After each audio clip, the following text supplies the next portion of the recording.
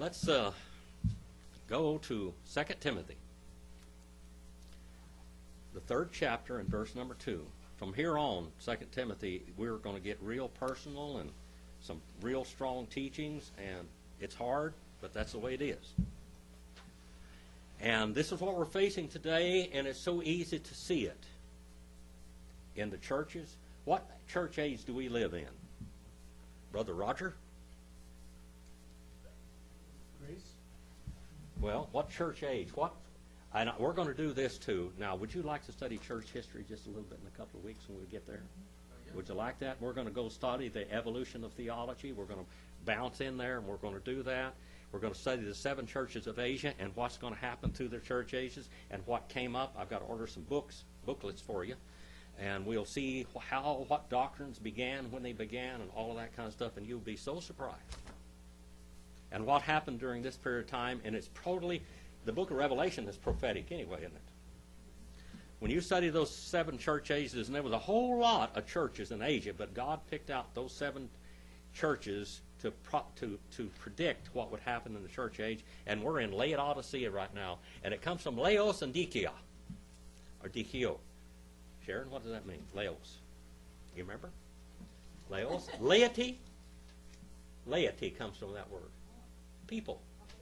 People. People rulers. People does the rule. The people are making the decisions. They've gone away from the Bible, and we're going to do this. We're going to have a good time now.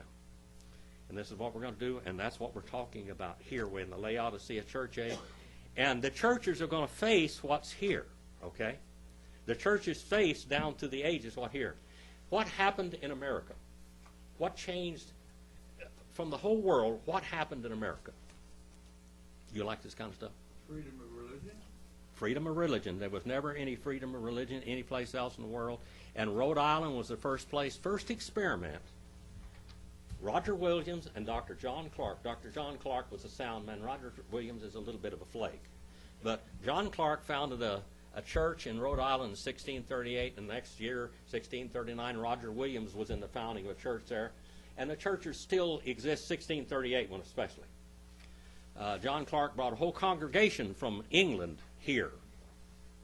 And he went back and he begged the King of England if they would let them have a religious experiment in that one colony, because all the other colonies were church states. Church state, like everything else in Europe was. They were Baptist, and then they were church state churches. Baptists never had a church state, ever. They didn't believe that. They believed in separation of church and state. And today, even some churches are calling for a church state. If you talk to an Islamic person, they don't understand anything but church state. If you talk to a Catholic, they don't understand anything but church state. If you talk to a Lutheran in Germany, they don't understand anything but a church state. When the church and the state are one, you pay taxes to the church. And they support the preachers, and that is the only church that can be allowed there. Okay? In many of these places still in the world today. In South America, we had that up until now. In places, in California, in 1851, I think it was, they started a church down there in a little town. It was a Baptist church. And I don't remember the pastor's name, but it was in El Monte. They had the first missionary Baptist, first Southern missionary Baptist, first Orthodox Southern missionary Baptist church in the state of California in 1851. And a pastor had to go in there with a Winchester rifle across the pulpit and a Winchester or a Colt pistol in his belt, because the Catholics weren't going to allow Baptists in California. And then later on in California, and I'm telling you little things, the Northern Baptists came into California.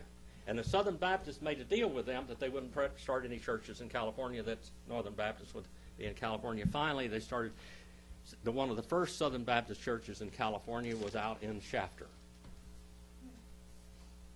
And some of those members of the families are here in Valley Baptist Church today. The church is still there. But that was one of the very first ones. And so, and they wrangled a little bit with this. But that was one of the first ones in Shafter. It was one of the very first ones. First Southern Missionary Baptist Church. Why do they call them Missionary Baptists, by the way? They believed in sending out missionaries. What kind of Baptists were there? There were particular or hard shell and missionary Baptists. The hard shells did not send any missionaries out because God's going to call his elect, and there's nothing they can do to stop them coming. You don't have to preach to them. You just preach to the elect, and God's going to get his elect there. They made no missionary efforts at all because God's going to get them because they believed in irresistible grace. Okay? So that was the story, and that's why were called missionary Baptists, and all the churches were called Southern Missionary Baptists. So why they were called Southern Baptists? You remember Pamela? Why were the Southern Baptists called Southern Baptists? You remember that? How about it, Roger? Their interpretation of slavery. Their interpretation of slavery. That's it. Their interpretation of slavery. Now let's go to 3 and 2. We got to play a little bit. You like that, young lady? All right. You, Chuck, did that? Esonte, gar, hoi, anthropoi, philutoi, philar giroi, alezones, hyper a phanoi, blasphemoi, genusen, apathes, akaristoi, anosioi. Now, it starts out with a casual conjunction or particle. What one is that, Brother Roger? Gar. That's the sentence actually starts with the second word in the sentence. That's a gar. And it means for or because of this, or following this. There shall be, third person masculine, or third person plural, future indicative middle. What does the middle voice there mean, Brother Roger? Do it for itself. Okay. There shall become for itself, just automatically. It's going to happen. There shall come for itself automatically. That's the middle voice, and this comes from Amy. All right? The ones men. The ones men. Now, in the book of Revelation, what is the number of the Antichrist? 666. What does 666 mean? Man, man, man. The Trinity of man. There will be a triune, what we call the unholy Trinity, from mankind. A man-made religion. Okay? A man-made religion. We're going to play with that, too, just a little bit as we go. Because that's 2 Timothy is what to do, how to behave yourself in the household of God when you're going through the tribulation period pretty soon. When you come up to it, that is not going through it. But we're going to see the previews of coming attractions. And then philautoi. That comes from philo, isn't it, Brother Roger? What does philo mean? Family love, friend love. Friendly love. It means I love. Philo means I love. And that's autoi. Autos is what it comes from, Sharon. I love myself. Self-lovers. They love themselves more than anything. Now, some of these people are going to come and fool around with churches. By the way, that word was only used one time in the New Testament. This is it right here. And then it says philar giroi. Philar giroi. Right on the front of it we have philo, don't we? And now we have money or power and pride and substance. All of that is from that word. You have any other thing in that thing? Look down there. Do they have any other attributes of this word here? Synonyms? Clyde? Is that about it?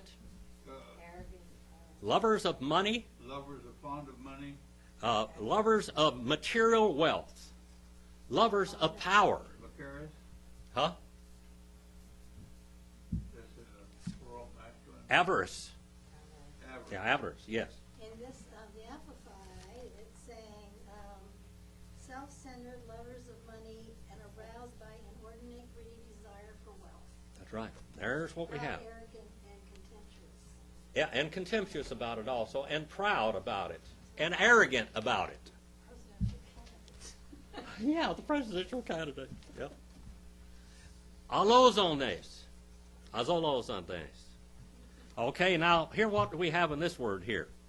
We have haughtiness, we have grandeur, we have visions of self, Visions of self-grandeur. In other words, you are the center of the world and the universe. These people thinks that the sun rises and sets on them. Okay? This is pretty rough things here to say about it, isn't it? And then we have hypergrephonoe. It means phoneo means what?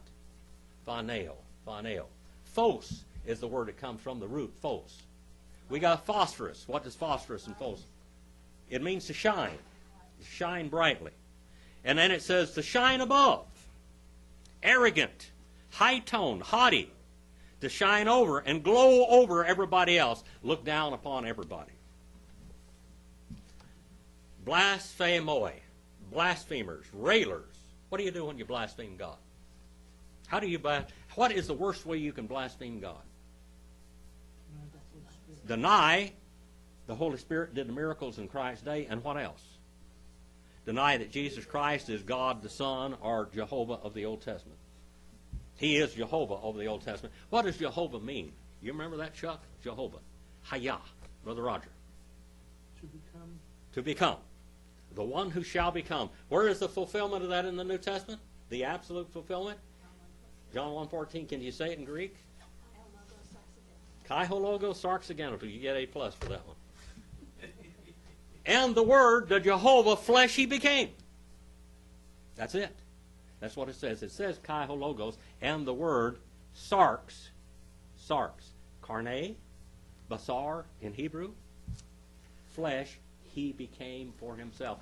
And that word aganato there is third person singular, second aorist, indicative middle voice. God brought himself into eternity, from eternity into space and time to become our kinsman redeemer. And then we have blasphemers, gonusen. We get the word genomai that comes from that one. What does that mean? Begetters. All right? Yalad in the Hebrew, Brother Roger. Yalad means to beget and keep on, to bring them forth. To the ones that beget you. And then it says apathes. Apathes, it means away from, to be persuaded away from. Now, some people's parents don't really deserve much respect, to tell you the truth. Some people really, their parents don't. Some of these gangsters on the streets and things we got out there, they're having children and living off the state. You know, that's what they do. They come up here and they get jobs for a little while, and then they get 2 or 3 women pregnant, and they're living off of 2 or 3 women. All those children are living, and they're all living off of the state while they're out robbing houses and drugging up the neighborhoods and whatever, and tearing up the neighborhoods. Those people there really don't have much. They're teaching your children to grow up like they did. But if a parent, when you bring a child into this world, what do you want to do with it, Sharon? You want to nurture it and love it and guide it in the right direction, because that child has an eternal soul also, doesn't it? So you want to raise that child so it will see God one of these days and recognize God one of these days. And that's what we need to do in churches. You need to raise children to be respectful of their parents and to be obedient. This one is unpersuaded. One who will not be persuaded, to those who generated him. And then akaristoi. It comes from charis, which means grace or unmerited favor. And it says unthankful. Unthankful. Not thankful. What else you got down there, Sharon? On that one, unthankful. Akaristoi. One's unthankful. Ungrateful, unholy, and profane. Okay. And unholy or profane. Profane. What's profane? Huh? Thankless. Thankless. Ungrateful. Unthankful. Yeah. And unholy. Unholy. Profane. Profane. Now let's go to 3 and 3. These big words in here. Paul is using some dynamic words. Astorgoi. Aspondoi. Diaboloi. Akrates. Anemeroi. Aphilar gathoi. Now let's look at this little short sentence. without normal affection. Without normal affection. This here, we got the word storgoi from. This word here, it means that you love your family, that you have children, that you love them, but these people don't love their children. Like we were just talking about a minute ago, the people that are using their children. I've known so many people. I used to go on a bus route, and this was 30 and 40 years ago, and I'd go out there, and I'd go and see these gangsters, mothers, and I'd go get those little children and bring them to church. And to see how they were living like that. Their parents lived for drugs and alcohol, and here these little children are growing up like that. I had people that I trained like Raymond. He'd go out there like that, and they'd come back to me, Jerry, Bill, that's in the class on Sunday morning. They'd come back, tears coming down their face. They said, Brother Jim, I can't go out there anymore. I can't stand it. I can't stand to see people that don't love their children. You know, my wife was used all of her life, Marilyn. And she went to school with me out there for 8 years. I was teaching at Lakeside. And she never saw any love from her parents at all. She didn't know what it was to be loved at all. And she went with me out there, and she saw these children's parents come in on these room days, you know, when they'd have their parents come in and they bring goodies. And of course, we always did because we were room parents for Dakota, my daughter. And she got there, and she'd see these parents coming in, and tears would run down their eyes. They really love their kids, don't they? They really love those kids. She didn't understand that. All she was is used. She was property. That's all. It's so different when you see children loved. That's the way, and the children, parents need to love their children. This is family love. This is without normal affection. These people that do that are perverts. They're perverts. They're twisted. Their minds are all confused. And then we have the word aspondoi. Aspondoi. Aspondoi is a truce breaker, a treaty breaker. It's only used one time in the New Testament, and here it is right here. Sharon, do you have anything else there besides for this one?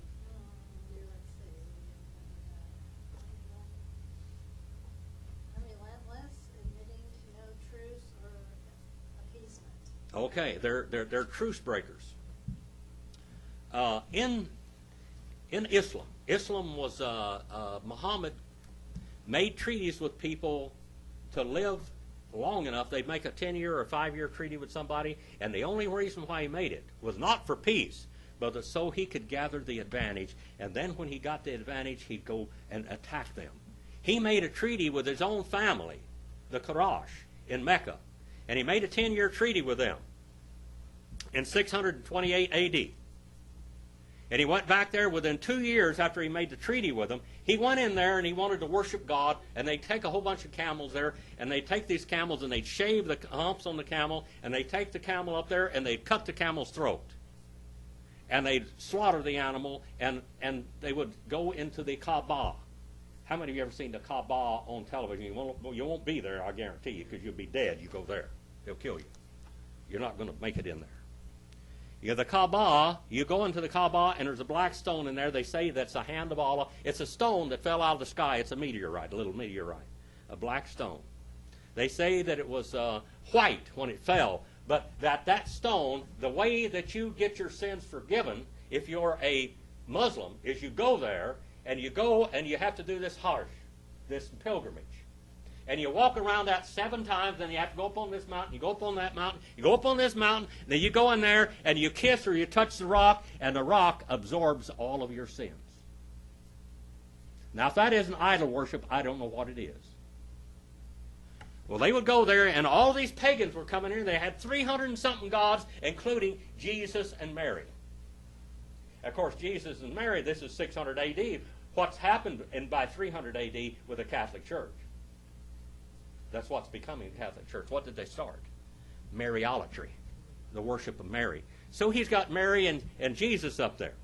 So when he goes in there, he's going to takes all these camels. He's got about 200 or 300 camels they're going to slaughter, and they skin these animals. And by the way, Mecca was a tanning center. They took all the hides of the camels, and they would tan the hides and ship them out all over. They dye them red, and that was a big deal there because and they're making money. The Quraysh tribe controlled the business in Mecca, the trade business, as they would come, and they had these what we call holy months where nobody would kill anybody else.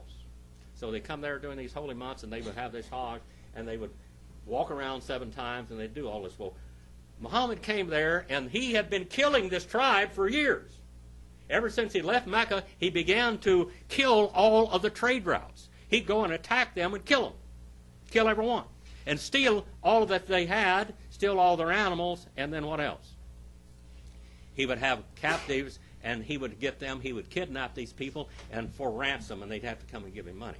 Well, he'd been doing this for quite a while, and he kept getting more powerful and more powerful and more powerful because he's living in Medina now. The first part of the Quran that he wrote at that time, we're talking about truce breakers, okay? That word, aspondoi. When he made that treaty with the Quraysh for 10 years, he said, we won't bother anybody else, but they wouldn't let him come in and worship and touch the black stone this year. So he came back a year later, and when he came back a year later, he brought his army. Of all these people that he'd killed and all this wealth he had amassed, he was Alibaba in the 40 Thieves of the Arabian Desert. Okay? He brought back a tremendous army with a lot of swords and spears and all the things that they fought with back there. And he forced his way into Mecca after 2 or 3 years. And he said, get out or die. We have a treaty with you. That's what's called hudna. Hudna. That's a treaty for an advantage only. Truce breakers. Hudna. That's what it is right there. Implacable. Truce breakers. Unwise. Without wisdom. Without understanding. No personal pride in what your word says. Your word should mean something. Then we have diaboloi. Diaboloi. What in the world do you think that comes from, Pamela? Diaboloi. You ever heard of that old boy? Diabolo. Diabolos. The devil. What is the devil? What does the devil mean? What does the word devil mean? Chuck, do you remember how that word is used? Diabolos. Let's look at it. Dia. What does that mean? Here's the object. It goes through it. Through, all right, and then bolo. Bolo means what? We got our English word ball from it. What do you do with a ball? You throw it. So it means to throw through, like shooting somebody with 30-06 or 45 caliber or 357 Magnum or something. You're impaled, or you shoot an arrow plumb through them. To throw through. Diabolos means to destroy, to kill, to murder. Murderers, accusers, destroyers. What in Job, the first chapter, what did the devil do to Job? Sharon, do you remember what happened there in the first chapter? Well, he was saying, well, he's not so good. He's slandering Job, isn't he? Yes. He's blaspheming Job. God. All right? So the old devil's blaspheming Job and said, that guy don't love you. Just let me work him over a little bit and he'll curse you and die. And his wonderful wife said what? Curse God and die. So God get rid of her and got him another one. Akrates. Akrates. What's akrates mean? Kratio means to grab. But when you got all in the front of it, what it means? A negative. So it's not controlled. Not able to grab yourself and control yourself. Out of control. Unable to hold down under control. Undisciplined. Romans 1:31 and 1 Timothy 3:11 and Titus 1:8. And then we have the word anemeroi. Anemeroi. That's ferocious, wild, ferocious, vicious, untamed. Untamed. How many of you ever seen a wild horse, a wild Mustang? You know, I used to catch wild Mustangs right out of the mountains up there in Nevada. We'd go out and round these Mustangs up. And we would go out like in Boundary Peak up there. You know where Boundary Peak is, the tallest point in the state of Nevada, right up there by Bishop. If you look toward the east, up there, that's Boundary and Montgomery Peak. I'd be up there riding a horse and driving Mustangs through foot traps. And we go out there in the trails, they're very narrow trails on some of these really steep mountains, and they'd have a little trail in the shale and whatever was up there. And it was a place like this, and I go up there and I dig a hole with a little old army shovel. I dig a hole out, and then I put a plastic, and plastic was brand new back then. Just how old I am. Back in the 50s. There was brand plastic, what we call dish pans. And I put these dish pans, and I cut an X in the top of them, and I'd put a rope over that, and the horse would come along there and step. That would be over a little rock or over something on the other side of it where he'd have to step down on. He'd run his foot in there, and he'd get this rope on his foot so we could run up there and catch him, except you had to catch a Mustang with 2 ropes to keep him off of you, because he'd climb your tree. Okay? This is pretty dangerous animals. We'd get them down there, and we had a little gun we shoot them with. It shot nicotine in them. And it would sedate them. So we'd shoot them with this little blow dart gun, and we'd lead them down the mountain, just real good. You put a halter on them, get them a horse trailer, take them down there and put them in the deal before they woke up. But when you got out there, if you didn't do this, there's on the Snow Goose Ranch in the south part of Fish Lake Valley, there's still some old railroad ties out there where I built a fence. We trained 19 wild Mustangs there. One of them was 18 hands. He was a tall one. I think he was part draft horse or something. Boy, he was big. Called him Slewfoot. He had feet this big, like toilet seats. You shoe him with, you know. Anyway, we lasso these guys, and we'd snub them up to a fence. They brought them in and put them out into a big horse trailer and put them in there, and these were untamed animals. They never had a human hand on them before. They'd usually catch them in pens and traps, and they drive them into these chutes and up into these transport trucks. They brought 19 of them there. So we'd rope them, and we'd put a rope around that thing, and to this day, you can see those rope marks in those railroad ties where we snubbed those 18, 19 wild horses. You get them up there, and I mean they're flipping around out there like a fish in the water. Just flip, flip, flop. Sometimes they kill themselves flipping around so much. We'd get them up there and pull them up there and reach around and put a halter on them and then turn them loose with a long rope on the halter so we could catch them. Then we'd take them and put them on a pen by themselves and keep them away from all the other horses. Horses are herd animals. This is the Indian trick. Now, this is what my dad learned from me. He's one of the best horse trainers in the world, but I showed him this. He said, let's do it like my family did it. Take them and put them away from all the other horses, and where they only can see you. Pretty soon, as wild as they are, they will come to you because they can't stand to be alone. And then you will be their only friend. And then they'll want you to touch them. They like to be touched. We had one up there. It was a mare. It was so mean. She could reach over that fence and slap you with a foot. Broke one guy's arm. But anyway, they're pretty quick. They're like lightning, like a snake bite almost with those tricks. Untamed. Untamed. There are people that are ferocious, wild, and vicious, and untamed. They get in churches sometimes. We're talking about what's going to happen in and around the society in the last days. Then we have Aphila Garthoi. Agathos means what? Do you remember what that one means, Sharon? Agathos? Faith? Agathos.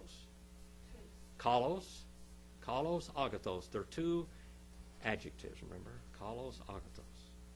Kalos means good. Agathos means what? Spiritual good. All right. Haters of good things. Not loving good. Not loving good. Haters of good things. Everything that's good in society, they hate it. They either want to abuse or destroy society. It comes from philo and agathos. Not love good. Not like good things. Haters of good things. 3 in verse 2 now. Prodotoi. Propetes. Teti phomenoi. Philedonoi. Malon. A, philo, theo. Theoi. Theoi. Theoi. Like that on the end of it. But here we have another word related to this one over here. This means to betray. To betray a friend. It really means to hand over. To hand over a friend. To hand over somebody. To literally to trick them and to capture them and hand them over. Hand them over. Hand them over. Betrayers. To betray a friend, to hand over a friend on false charges. What happened to Jesus, that's what they did to him, paradidomi. Then we have the propates. Propates. This here means to fall down a lot. This word's only used 2 times in the New Testament. Propates. Comes from pipto and pros. You know, I have a daughter-in-law. That girl's clumsy. And she wanted me to give her an Indian name. You know, because I'm Indian, you know, and everything. They always looked, and they said, well, what kind of Indian name I have? Well, one time, we gave her a coffee table and had a glass top on it. And she stumbled through the living room and fell right in the middle of that thing and cut herself all to pieces. And then she broke her foot, and she broke her ankle, and she did all kinds of stuff. And I said, your name is Falls Down a Lot. Falls down a lot. Falls down a lot. And my wife wanted an Indian name, and she's got a temper like that. Boy, I'm a boom, blow up. So I said, and my daughter, I said, do you think we ought to call her Short Fuse? And I want an Indian name. I said, Short Fuse. So she got a name. What? And then you got her for it. Yeah. Yeah, well, anyway. I was a little reckless in naming her that. All right? A little reckless, a little careless, a little accident prone. You might call it. Now, it's on page 346, and Thayer has a lot to say about this. And Trench has a lot to say about this word, too. Headstrong. Headstrong.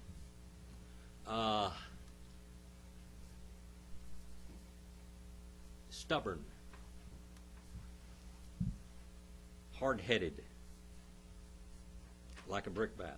And now we have another word, tatufo menoi. Tatufo menoi. And some people have said, and Muhammad said, war is, Chuck, war is what? It says it in the Quran. War is deceit.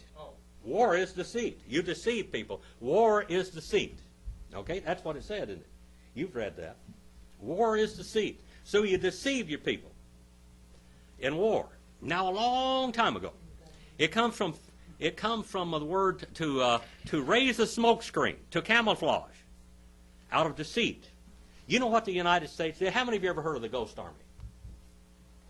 The United States had a Ghost Army. Ann, you ever heard of the Ghost Army? I don't know if it's the one that did the tanks or... It was a Ghost Army.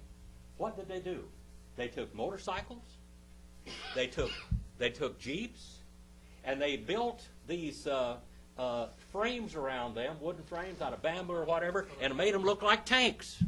And then they recorded with great loudspeakers. They recorded, and it sounded like a great army was moving, and they come against these German soldiers, and they turn all this on and have these little motor scooters running out there and looking like tanks and artillery and everything else. It was all a smoke screen.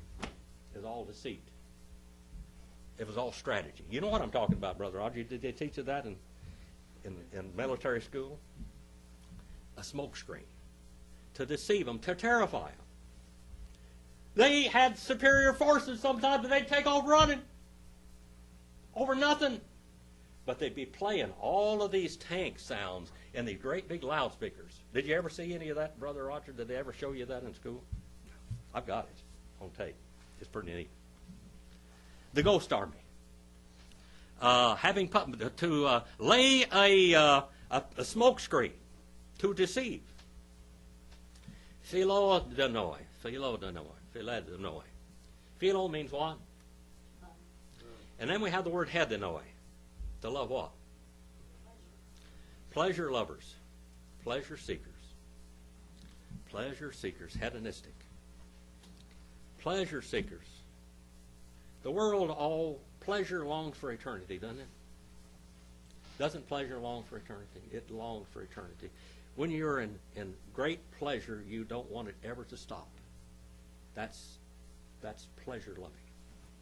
Now, God gives us pleasure sometimes in life, doesn't He? He does. He gives us pleasure. But should we love pleasure more than Him? No. No. Pleasure lovers. Malon. Malon is what we call a comparative. This is an adverb, and it's a comparative. Page 257 in that little analytical Greek lexicon right there. Rather than God lovers. Pleasure lovers rather than God lovers. God lovers. God lovers. How much do you love God? How much do you love God? How much? God lovers. Churches are supposed to make people God lovers. God lovers. To love God. With what? All your mind, all your heart, and all your soul. Okay, 3 in verse 5. 3 and 5. Pretty strong language he used tonight, isn't it? Ekontes. Morphosin. Eusebios. Tain. De. Dynamin. Autes. Then we have ernemanoi.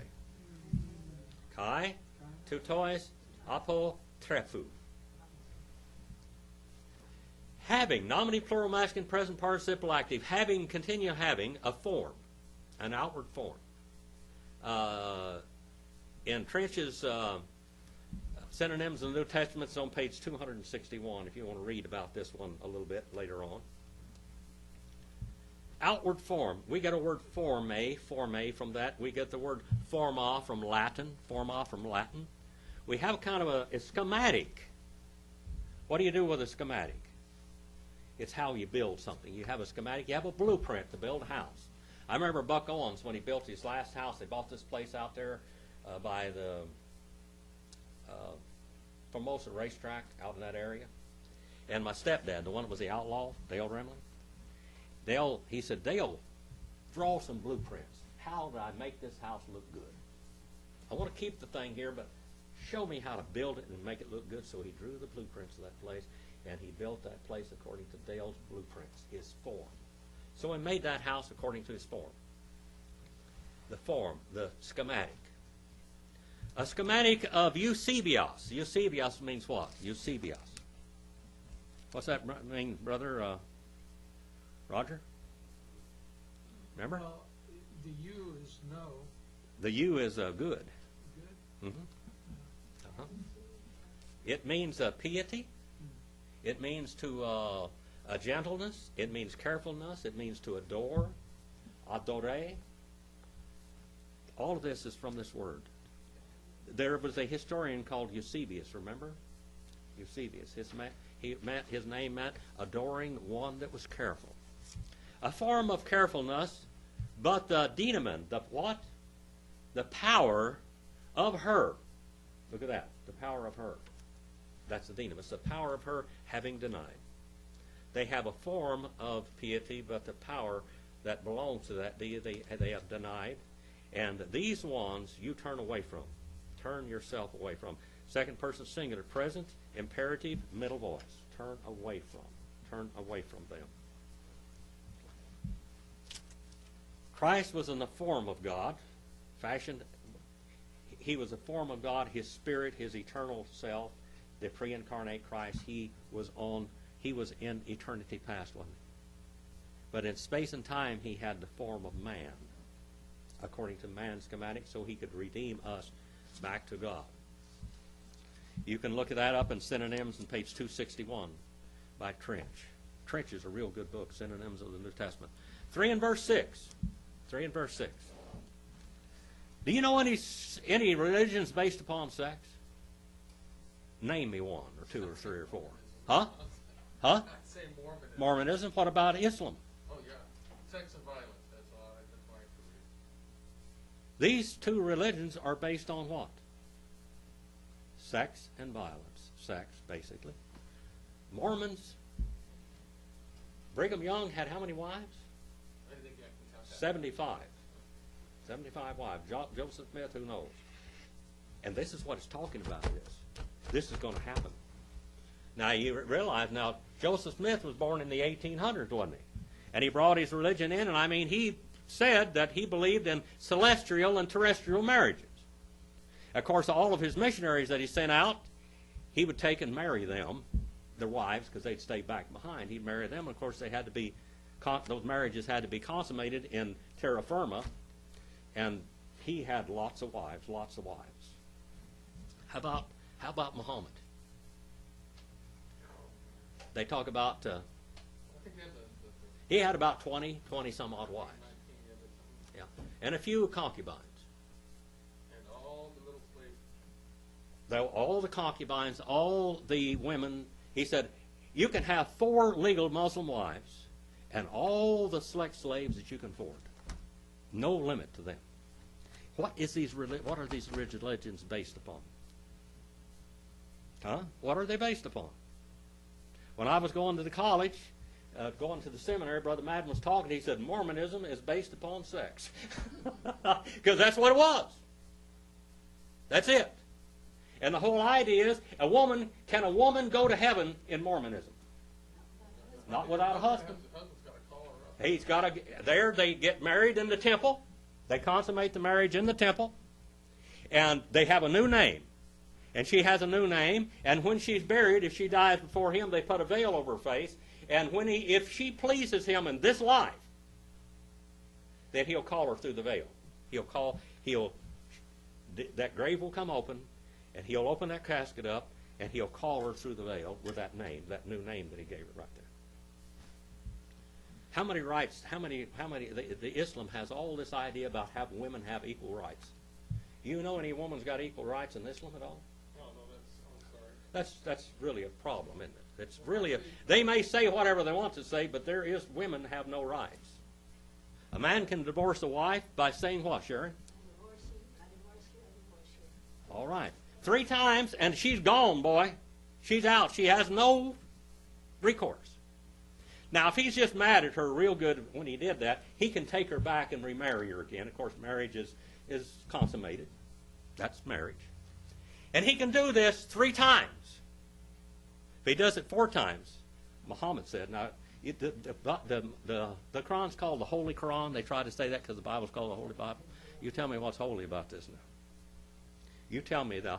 And he can have all these 4 wives and change them whenever he wants to. He can hold 4 legal Muslim wives, but all the concubines that he can afford. Okay? If he divorces one of these women 3 times and he wants to take her back, she has to marry and consummate that marriage with another man, and then he has to divorce her so he can have her back.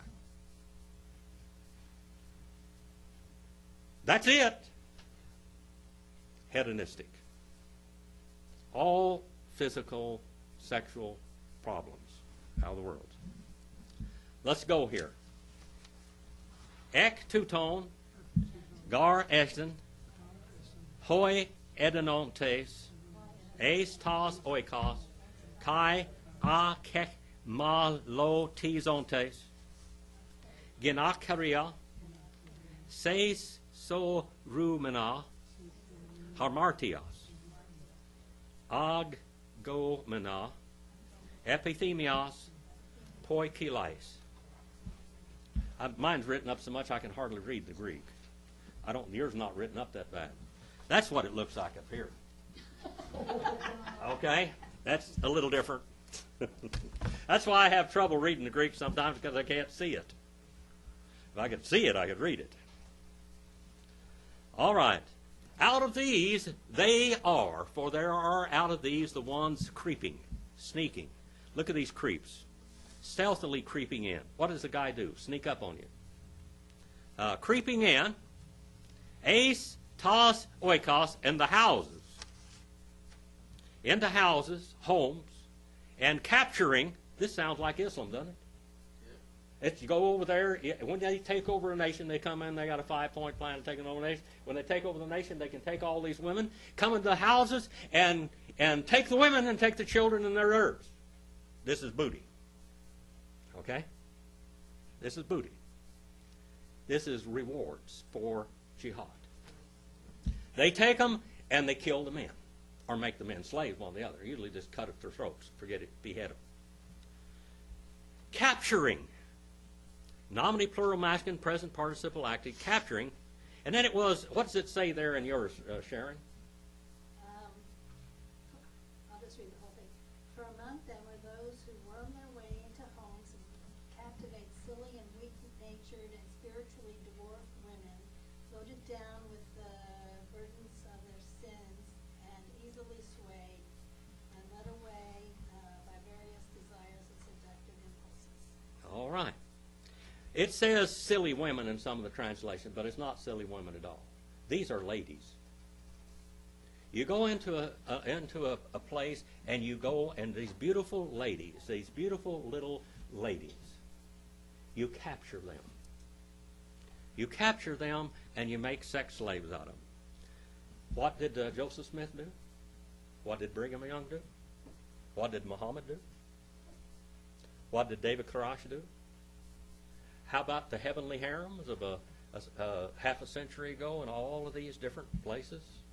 Did they do this? The Bible said this was going to happen before it ever happened, didn't it? Now, if you go back into the Gnostics back in that area, the Gnostics did this also. The Gnostics did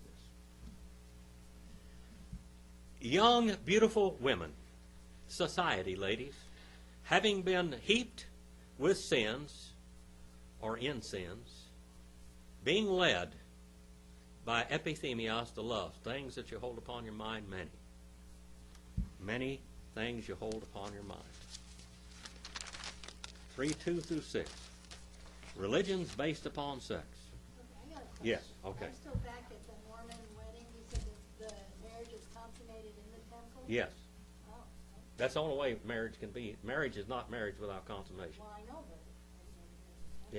Yeah, but they did in the temple, yes. That was Joseph Smith's. And he took a lot of things from the Masonic Lodge and made a religion out of it.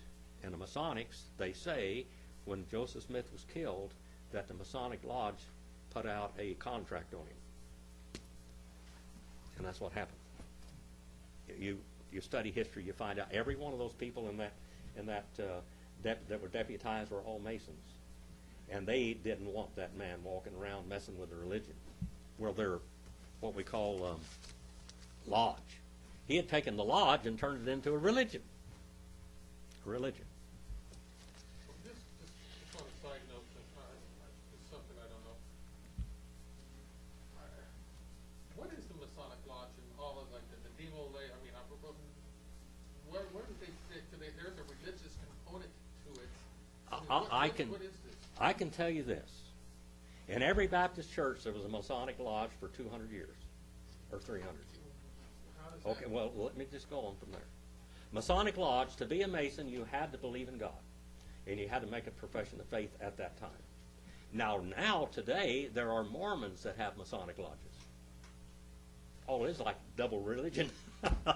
But they had these. They had a Ku Klux Klan in every Southern Baptist church, and they had a Masonic Lodge in every Southern Baptist church. Okay?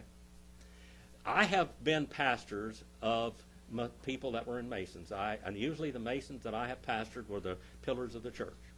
That's all I can say. There are a lot of Masons in this church. A lot of Masons here. When I was in Wasco in the Shafter, the church that was built in Shafter was a Masonic church, basically. I mean, it was every one of those men were Masons. My family, the Pauls, were all Masons. Went back except for Smith Paul, as far as I know. Sam Paul was a 32nd degree Mason. So was Hiram Lambert, my great-great-great-grandfather.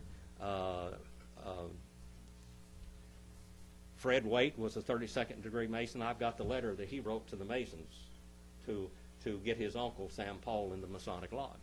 They did this back then, and it was looked upon as, well, almost every president of the United States was a Mason at one time.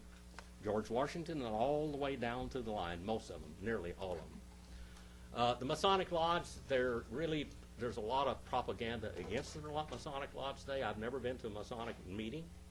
Most of my family were all Masons. The ones that were Masons in my family were good people. Those were religious, devout men. That's all I can say.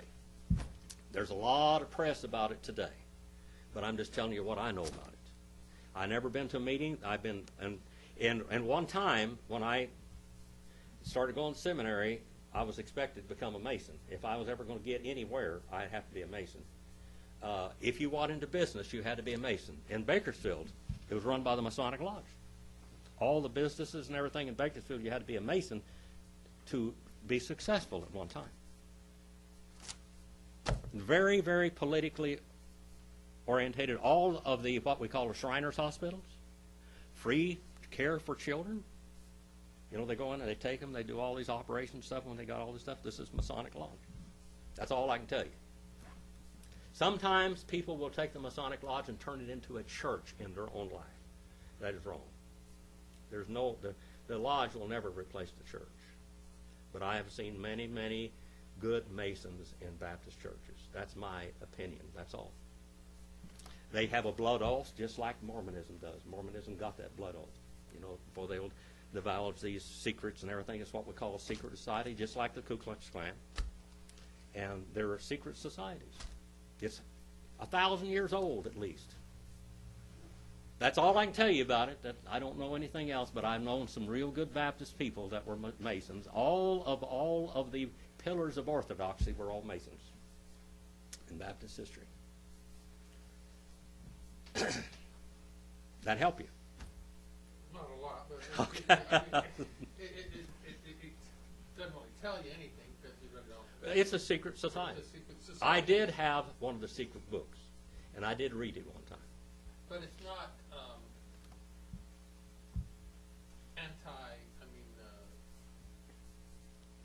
It's not anti-God at all. At one time, you had to be a believer to be in a Mason. They asked me, when I was young, they asked me, my uncle asked me, you want to be in the Masons? He said, you're ever going to be anything in life, you've got to be in the Masonic Lodge. But he said, do you believe in God? You have to believe in God.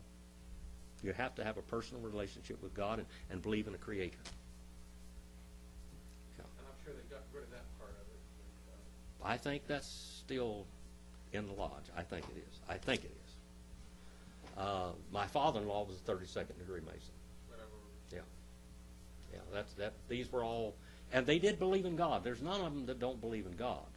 The lodge, some of the ceremonies and everything, which I said I don't know the ceremony because I never took part in any of them or anything, even though I had a book. My uncle looked at it, he said, this is a secret book. Where'd you get this book? You know? I get it at the library. Now you could probably get it on the internet. Probably. Yeah. Anything else? I try to answer your questions the best I can. Oh, yeah. No, I have no grudge against the lodge, by the way. Oh, yeah. I mean, the no. people that I knew that were Masons were pillars of the churches. And like I said, all Baptist churches had a Masonic lodge in them at one time for hundreds of years. Hundreds of years. I never was part of it, didn't want to be part of it. But I know back in some of the seminaries back in the South, you've got to be part of the lodge. To ever get anywhere, you're ever going to be a preacher of any note, you got to be part of the lodge. That's what they told me. Well, I guess I wasn't a preacher of any note, see. I went on my own. All right. Clyde, you want to dismiss us in prayer? And go out and do something eternal.